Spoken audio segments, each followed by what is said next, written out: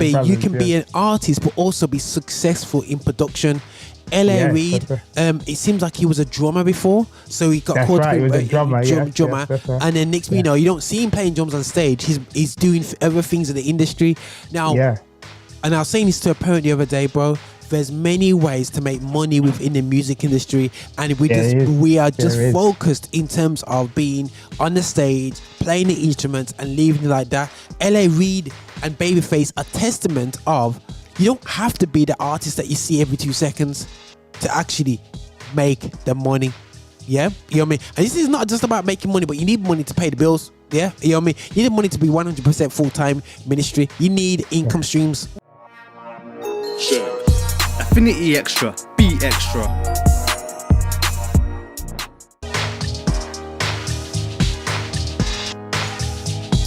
Yeah, guys, this is your boy here, Roger Moore here, alongside my good friend Kevin Tomlin, the black music historian. Now, before we've been away for a few weeks on this subject anyway, so yeah, probably about a month we haven't touched on much. So we're giving everybody a bit of a rest, giving ourselves a bit of a rest to charge back up. But yeah, we have to show is, guys, the reason why we're doing this on a gospel network station. If you're thinking why we're lifting up non-gospel artists out there, you know, before we get into this, is we have to show is that there is business models within the entertainment world for black people that has success. And the reality of the situation is that in a Christian music model in this UK, it's depressing as a black person thinking that we can't achieve anything. But what's inspired me, thanks to my friend Kevin Tomlin, who given us his information in these conversations, I am now going, you know what, Celia, we can achieve. We have actually ran this industry. Yeah, but the problem that we had is that we over here, especially in the UK kingdom, don't know the power that we have.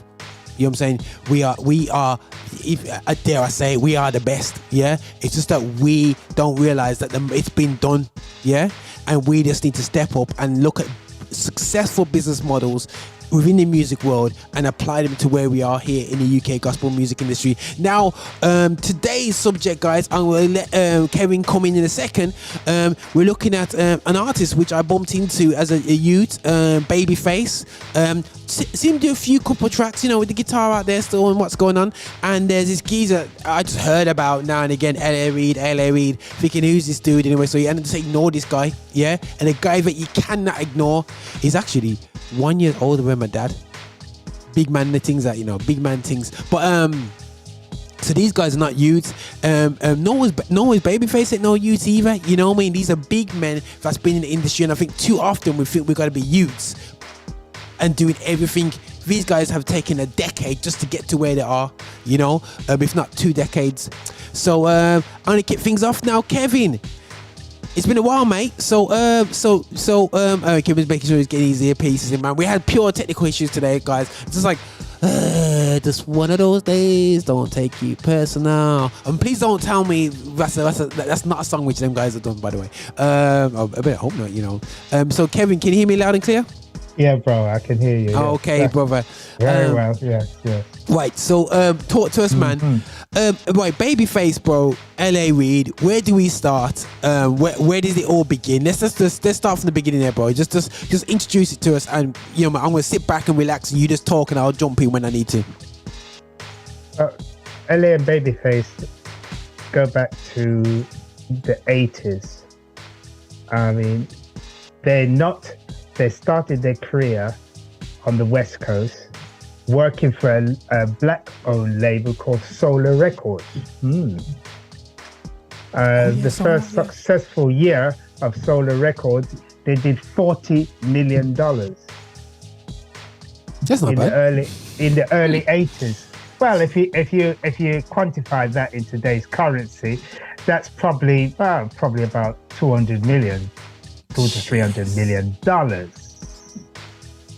Not bad. Yeah, that's a black label now, where you had Shalimar come out to that musical workshop, Whispers, and Dynasty, Bell, and so forth. Several major recording entities came out to that label, and production teams. Okay. And from that label, we have from that label we had a brilliant sound engineer that Jimmy Jam and Terry Lewis used, called Steve Hodges. Steve Hodges is a guy that we need to talk about at some point. Okay, cool. Sound engineer. Master sound engineer was responsible for Second Time Around, And the Beat Goes On, etc. Okay, cool. Anyhow, yeah. So LA and Babyface, right. They started, I don't want to get into too much detail, but the thing is that they became a production team in 1987. 1987. That was the year that the OJs did their last R&B number one, Loving You, for the Philadelphia International Records. That's the last time. That was the last artist on Philadelphia International Records to do a number one during the 1980s. Right. Loving You, which knocked, dethroned Bad off the number one position. Loving You, yeah, knocked. A veteran vocal group and a veteran production team knocked Bad right off the number one position. But anyhow, listen, that was just to give you a little body and history there. LA Babyface first number one was Rock Steady by the Whispers. Rock Steady, rocking all night long. Rock. No, I can't imitate it, but anyhow, and the album became a platinum seller. That means it sold 1 million copies. Yeah, man. That was the first time that LA and Babyface did produce a number one hit record that year, and it went gold, the single, and the album went platinum. That was on the solo record. Okay. And then afterwards, they got called in to do a number one track for a lady by the name of Pebbles. Pebbles became the wife of L.A. Reid, of course. You know, eventually. Okay, yeah. Pebbles, very attractive woman too. You know, Pebbles, very brilliant. Pebbles, the singer was Girlfriend, reached the top of the Billboard Hot Black Singles Chart weekend in the 20th of February 1988. This is the second time they did a number one, and it was there for 2 weeks. The song was first written for Vanessa Williams, but negotiation fell through. So in the end, Pebbles recorded the song, and it became a big hit for both L.A. Reid and Babyface as producers and songwriters outside of solo record, because that was their first hit outside of the solo record. Because remember this, with the black label Solo Records. Okay, which is the sound of Los Angeles. That's what it means. Okay, cool. Sound of Los Angeles. Okay, then for that. Yeah, cool. Solar Records, sound of Los Angeles. See? You know something new today, don't it? For real, man. Nothing's new. So, right. So that hit the track running. Now, okay. Solar Records, the sound of Los Angeles, became one of the most successful black labels during the 80s. It created a new wave on the West Coast, part of the West Coast sound, yes? All right? They had their own studio place, a studio production. If you go on my website, I give a story of Solar Records and the gentleman who was a visionary. Solar Records was a spin-off from the Soul Train. Oh, the Soul Train vibe. Yeah. I can see from their even their logo is very hippie. You know what I mean? That's right. Because Soul Train, it was called Soul Records at first. Soul Train Records, and then when Dick Griffin bought out the shares of Don Cornelius and eventually did his own operation, which he started in the late 70s. And then by 1980, then he explodes on the scene with Second Time Around being the number one for Shalimar. And that was a million seller. And also Whispers did As the Beat Goes On. As the Beat Goes On. Remember that track? Yeah. Which was a monster hit in the UK and a million seller in the US. And it became Whisper's first R&B hit of their career at that time, because they took over and became the premier soul vocal group of the 80s. Okay, cool. All right. Yeah. Oh yes. Yeah, not bad. Yeah, they became the big boys, moving some serious units at the time. And Solar Records was the company that they were contracted to, yeah. black label. Yeah. Yeah, it became a major black label. Yeah. And yeah. Okay. So on that, so both L.A. Reid and Babyface got to develop their career, while and Bill Griffin was a very, very, very good man, actually. He really created a career for these guys and made them our soul name. Matter of fact, he allowed them to use his studio, gallery studio, and to develop their production skills and studio skills, learning how to master the mixing board, how to produce, how to understand expanding sound. They were taught by a great record producer and sound engineer called John Grass, Gass. Okay. He taught them for several years how to operate within the recording studio. And he taught, according to L.A. Reid, it was like going to postgraduate class. Every day they were there learning all the skills. That's good. That's good. Learning again. And remember, they were given the opportunity to do that by the black label owner, Dick Griffin. Dick Griffin was a promoter at first. He promoted. He was a promoter. And he knew all the big names. He promoted Four Tops, Temptation, the OJs, everybody. Okay, cool. Before he became a label owner. So he was very connected in the industry, and he was very interested to empower his own black brothers. And he taught them, helped them to become successful production team. Isn't that good? Mentored them. Yes, mentored. Taught them end of the industry. Yeah. And bro, just pause it right there still. And I think what we have to sometimes, guys, we have to recognize all these things that Kevin's saying. If you're saying, okay, guys, Roger, what's the whole point of this? People are teaching so and so, and teach people teaching so and so. Yeah, something that I've been talking to different producers, people from the history, people from back in the day. I think is the importance of learning the trade from the generation before you. They might not seem like they might not play music like you. But you've got to extract out of them what they've learned. And I think there's a major handicap that we have in the UK gospel industry, which is our inability to plug into the ones that have already done it and worn a t-shirt. We always come like that. They don't apply to us. Their skills don't apply to us. Promotion is promotion. So if I'm a printer, I originally was in printer. My success is based upon media, but bro, there's not much difference. If not, it's just things that is differently when you do the radio station and when you do in a magazine. The core elements for me, from looking from a project management, media is media, yeah, and it may be old school media paper, but you have to realize the same things apply for when later on when you're doing events now, when you do Facebook. Some of the things, it's different techniques on Facebook, but it's still there's things that just apply every single time. The mentality, the mindset, the ability to project manage, how you communicate, all these things still apply. So it's so important that we pull out extract from this when Kevin's talking that we got to absorb information. We've said this countless times. You can go back into a lot of our conversations, Jimmy Jam, Terry Lewis, and all these guys that we've talked about in the past.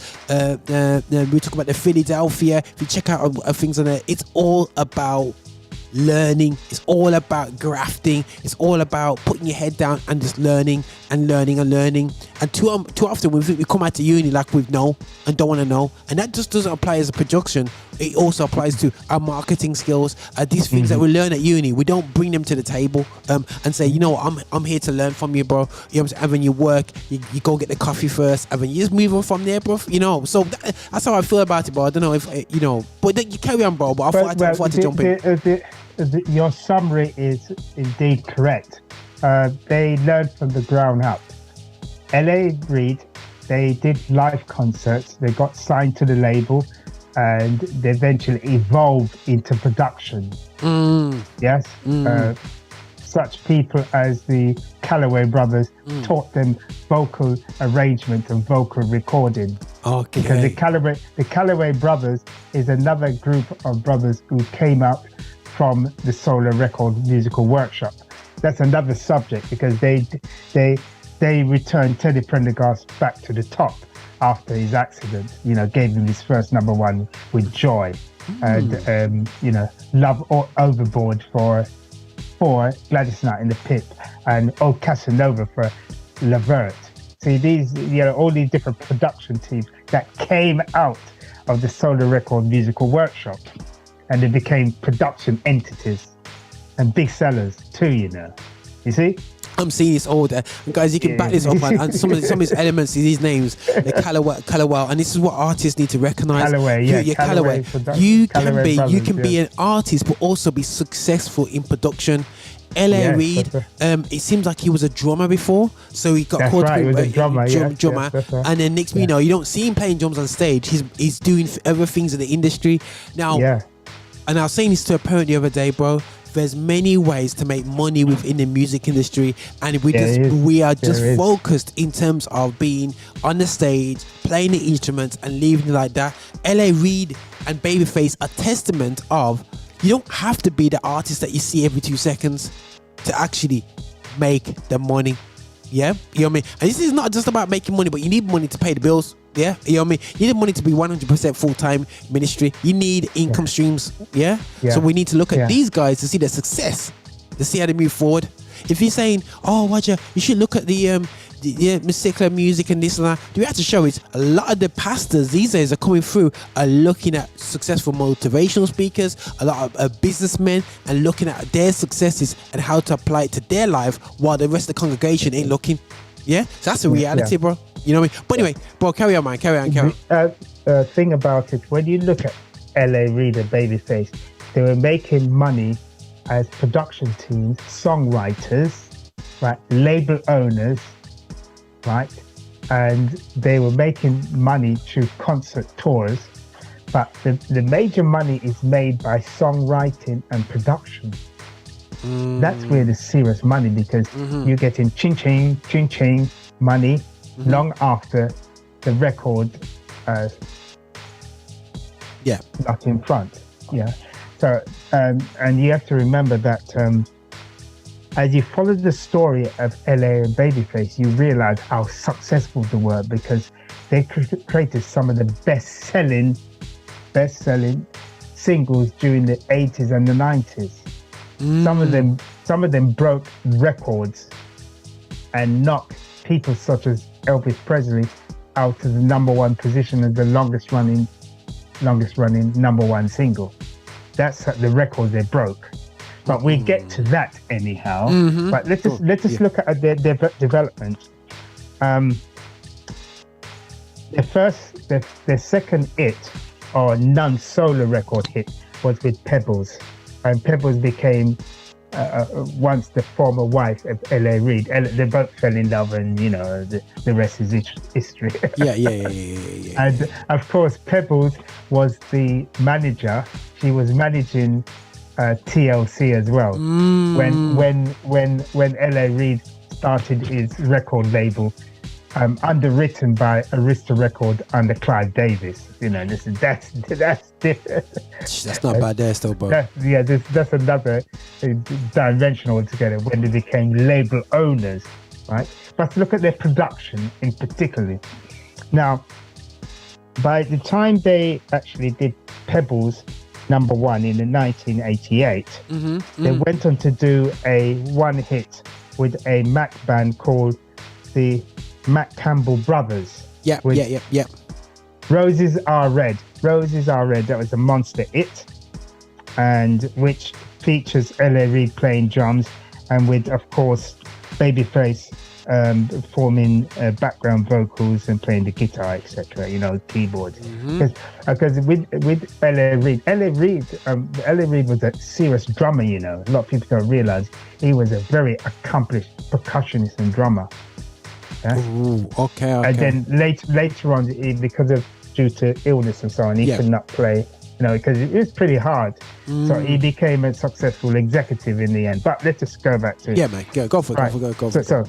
So, and right after that, their third number one, that's where it really get big, was for Bobby Brown, Don't Be Cruel, Don't Be Cruel, yes? And that was the self-titled for the album, which the album sold 6 million copies in 1988. 6 million That's not bad. copies, bro. That's not bad, Bobby. That's not bad. Yeah, that's Bobby's most major solo, because Bobby was one of the former singers for the New Edition, you know. Mm-hmm. Yeah, well, the New Edition was Yeah. power group. Yeah, man. Yes, it's power group. So I'm reading a lot of notes here. It became number one week ending the 28th of July 1988 for 2 weeks. The album Don't Be Cruel was a huge success, selling over 6 million copies, Okay.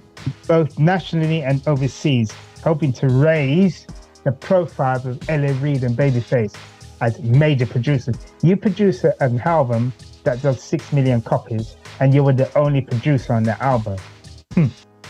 Wasn't co-produced by anybody else, by these two brothers. Okay. And it did. And so they became a major creative force and in demand. They were in demand now because you did 6 million copies.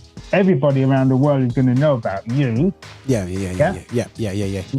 They became a major force within the music industry, not only the black music industry, but the music industry globally. Yep. Yeah? Right. Yeah, man. Okay. That's not So bad. it says by 1980, both were on a hot hit trail. They were on a trail now, blazing trail, in demand. Okay. Like across both in America and England and other major music markets across the globe. Okay, cool. We want them to work with them. So they Cool. were in demand. Everybody from Madonna, this, that, want them, want a piece of that pie. Yeah. Yep. And in the process, they had another hit to their bow with a female artist by the name of Karen White. Remember Karen White? Yes. Oh, Karen White from Warner Brothers. And this album that they did went platinum too, you know. Yeah, went platinum as well, bro, during the same year. So in actual fact, they created about a few platinum albums in 1988. Not bad, guys. Yeah, not bad. And the track was The Way You Love Me, R&B number one soul, number one record on the Billboard Hot Black Singles chart. On the 29th of October 1988, for 1 week. According to Reid, the song was a blend of hip-hop with elements of jazz, and also with some funk beats in it. Okay, yeah. Okay, Yeah. That's the one to do with Karen White, The Way You Love Me, Okay. and Warner Brother. In 1988 that came out. As I said, it was number one on the 29th of October 1988 for 1 week. Okay. Yeah. Now that actually created their signature sound. That was one of the tracks that created a signature sound of it. So they had a sound that was completely different from Jimmy Jam and Terry Lewis. Okay, yeah. Okay. Course. I remember with LA and Babyface, that was a West Coast signature sound. That's where they were coming out and doing their production. While Jimmy Jam and Terry Lewis was creating their sound in Minneapolis. Yeah, so it became part of the Minneapolis sound. Right, and that's incredible, man. There's so many different sounds out there. Many different sounds. Yeah, it's crazy. Yeah, with Prince coming into the mix. Well, that is another. Prince is another. That's yeah. That's another different story. Let's not bring it in here. That's another different discussion. Yeah. The last thing I was saying, "Dial My Heart" by The Boys, who was contracted to Motown Records, and they had their last number one with that on. This was the 10th of December 1988 with the track "Dial My Heart" by The Boys. By The Boys, that's a group by The Boys, yeah? Cool. Yeah, so in actual fact, by 1988, they had 1, 2, 3,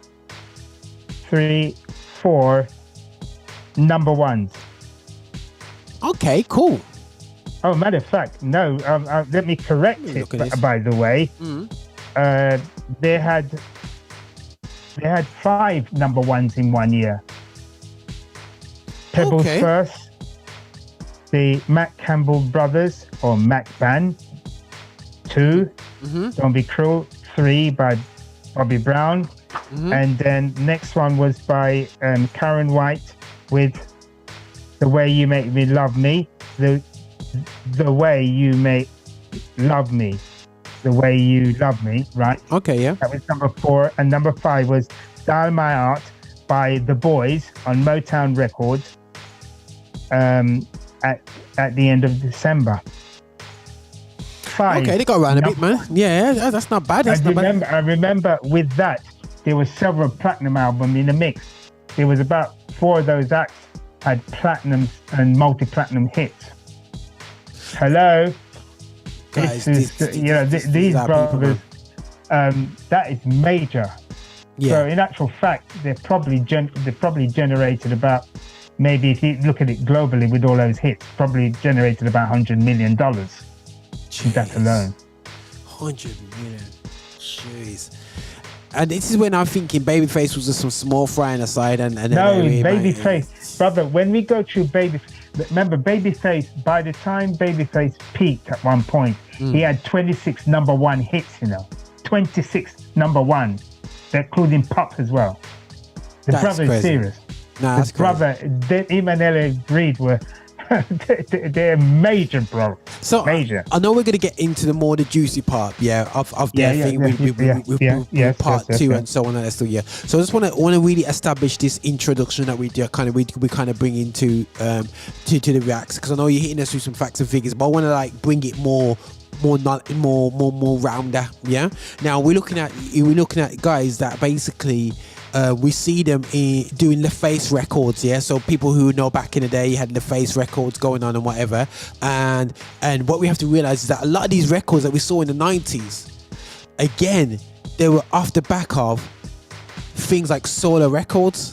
And Solar Records was almost sounds like a bit of a spin-off from what's that train, the gospel soul train. So that was so when we look at Soul Train, we don't realize the spin-offs of these sort of things was these records companies kind of built. So I will look at these things and ignorantly say, look, we never capitalized on it, but we didn't really.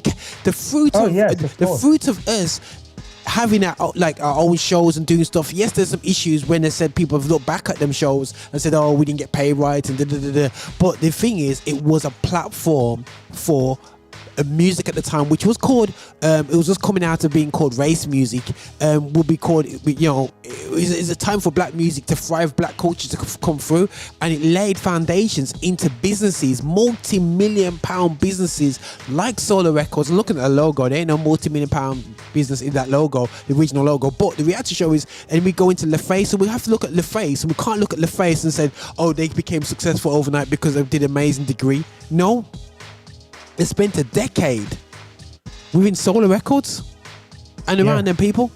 Absolutely crazy. They learn the craft before they launch into solo. Before they went solo, they learned the craft of the industry, the production, arrangement. And that's where how to work as a team, musical team, yes. And business options as well, because you remember in the 80s, if you listen back to 80s like 80s and 90s, early 90s programs, they've got the craziest soundtracks going on behind them and whatever. And this is where a lot of these guys not only produced music for music's sake, they also produce music to be distributed with films and so on, and then all of a sudden you see these little rare grooves, licks and R&B stuff going on, and the industry, we were free flowing with film decades ago in the US, and in the UK we pretend like it never happened. Oh, we get one track and that's it. You know what I'm saying? No, it's been happening long time. It's just that we need to stand up and own it. Well, by the way, this is interesting about LaFace and Babyface. And so on, and Terry Riley and so forth, these new production entities. By the time the 90s came around, I'm just doing a summary, there was about approximately between 30 to 40 movie soundtracks, black movie soundtracks that was doing 500,000 units or platinum, which is 1 million units. They were doing platinum. Yeah, Many of them were platinum sellers or gold sellers. It was between 30 to 40. From most of the black labels. I had it from Prince label. I had it from Prince, because remember Purple Rain during the 80s. That sold it peaked at about 19 million copies, the soundtrack. During the 80s, during the time that LA Babyface, it was phenomenal. Actually, by the mid 80s, black recording entities, artists was doing about over 30% of the gross earning of the US market. 30%, bro.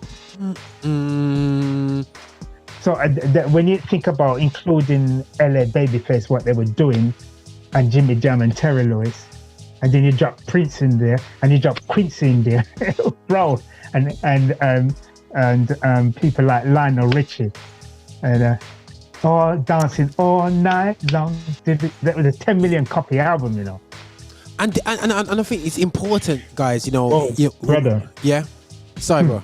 Go on. And so guys, it's really important that, you know, before we go into the next part of this series, and hopefully we get around all the technical issues that we're having here right now. Still, it's just been one of those days. As I said, just one of those days. But I am taking it personal almost, man. It's like, oh my goodness, my phone is like, oh, what a day. But ultimately, guys, you know, it's really important that we take the industry. These industry knowledge, these industry pearls from these conversations. Look into LA Reid, look into Babyface. Yes, their personal life might be different to our life. They might have different belief systems in us and whatever, but we have to see the versatility that you need to have in this creative world to be true, successful creatives in this industry. It's cutthroat out there, guys. It is absolutely cutthroat, but we need to be able to expand our gifting and understand how we can finance ourselves, because your success is my success. If we have successful artists out there, Kevin, they'll get advertising on Affinity Extra, and that'll bless me, and it just creates more success, and there's more success, and we bless each other, we grow together, and we grow an ecosystem which is there to sustain everybody. But at the moment, everyone's chasing the £1 in the pocket. You know what I'm saying? That's it. There's only £1 in the whole scene. But the reality show is we can grow this, guys, if we start to hone our crafts, and it can transcend different genres, different platforms out there. Because I mean, we just right there touched the tip of the iceberg. Actually, we haven't talked about what they did from '89 onwards. We just talk about little the foundation. This is the intro. This is introduction. This is introduction of them. Introduction, really. They're just learning at this stage, guys. They're just learning. You know what I'm saying? Under solo records. These guys are learning. And it's important that, you know, we understand that there's different chapters of our lives, and our chapters don't go on 1 year here or 1 year here. No, the chapters go in 5 to 10 years doing this, grinding, learning to work your so and so. Right, you know, and we've seen so many things I've learned from our conversation with Kevin. If you want to look back, I didn't even realize that Jimi Hendrix was with Isley Brothers. You know what I'm saying? And their guitarist learned from when the Isley Brothers learned his skills and crafts. And learned from watching. Watching the brother. Jimi Hendrix. I thought Jimi Hendrix didn't even play with nothing to do with black people, but he did. You know what I'm saying? We 100% did. So it's important that we get to understand these things, because how history is portrayed to us, it's not there to lift us up. You know what I'm saying? It's there to make us think, another one bites the dust. No, the history gets depicted through media to make us look negative. So guys, we're here to be positive about it here on Affinity Extra.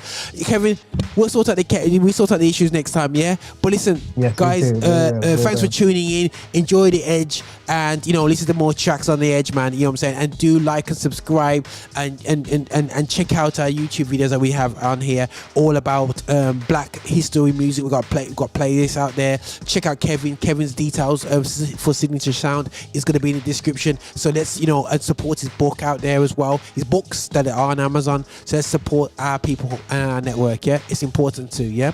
God bless you. Roger, over and out. Kevin, take care, brother. We're gonna go into some more tracks, man. Bless you. Thank you.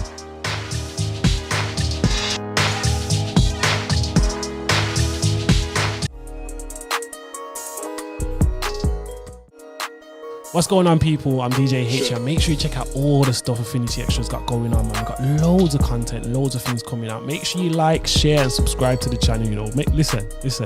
Don't go anywhere. You know, make sure you like, share, and subscribe. Subscribe is the main thing. Make sure you subscribe to the channel, like it, and share it with your brethren. Yeah.